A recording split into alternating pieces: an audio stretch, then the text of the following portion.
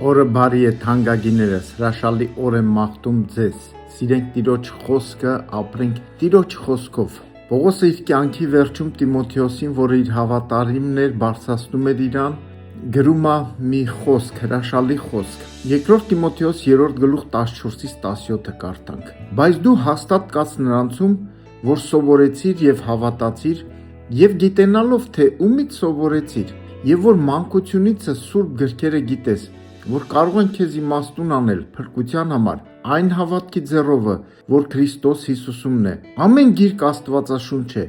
եւ օգտակար վարդապետության եւ հանդիմանության եւ ուղղելու եւ արդարության խրատելու համար, որ Աստծո մարդը կատարյալ լինի ամեն բարի գործերի համար պատրաստված։ Հրաշալի խոսք, սիրելիներս, Տերը օրհնի։ Գիտեք, Տիմոթեոսը մեծացել էր մի վայրում, փոքրուց մեծացել էր հավատքի մեջ։ Իր տատը Լոիդա տատը, որ Պողոսը սկզբից գրում է, նաև իր Եվնիկե մայրը, իրանք ապրում էին հավատքի մեջ եւ Տիմոթեոսը սովորում էր։ Փոքրուց ինքը մեծացել էր հավատքի մեջ։ Որն է միտքս, եկեք մեր երեխաներին փոքրուց մեծացնենք հավատքի մեջ։ Աստծո խոսքը կարդան, ապրեն Աստծո խոսքով։ Աստծո խոսքը խրատում է, հանդիմանում է, սովորացնում է ինչի եմ, որ մարդը ամեն բարի գործի համար պատրաստ լինի, կատարյալ լինի։ Սա է տանում Տիրոջ խոսքը։ Եկեք ապրենք Տիրոջ խոսքով, քայլենք Տիրոջ խոսքով։